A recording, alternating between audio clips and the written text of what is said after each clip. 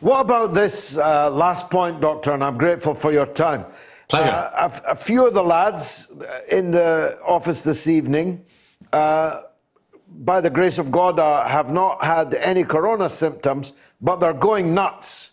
They're going mad, cut off from life, stuck in their houses, some of them unmarried, some of them champing at the bit.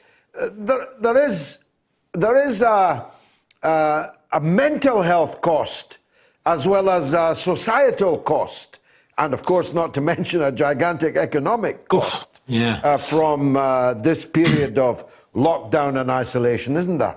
You're absolutely right, George. I mean, technically at the moment you can't take your girlfriend for a walk if she doesn't live in the same household. Quite. It really is. These implementations are quite draconian, but they are based on this epidemiology. But we have to remember that people are body, soul, mind, spirit. We are eclectic, holistic beings, and we just have to be so aware of the anxiety, the stress, the mental stress.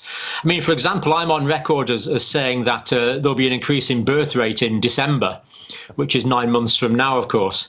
And there'll also be an increase in things like, I regret to say, probably domestic violence, divorce, all sorts of problems with people being forced to stay in the household. And for young people, especially, as you say, who are chomping at the bit, they want to get out, they want to be doing things, they want to be living their lives. It's very difficult for them.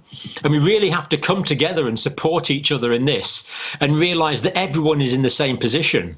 And this cost is immense. But the alternative is a cost which is probably even higher, and that is many people will die.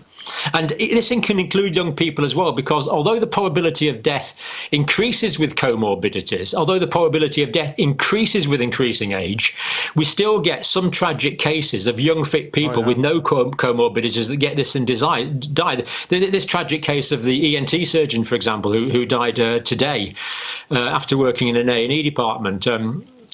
I don't know. We don't know why young fit people sometimes die, but they sometimes do. So the balance is: are we going to put up with this confinement for what may turn out to be a good few months, to be quite honest, or are we going to risk the individual's death going out, and as they come into other contact with other people and come into contact with vulnerable people, the almost certain risk of quite a few of the vulnerable people they're going to come into contact with.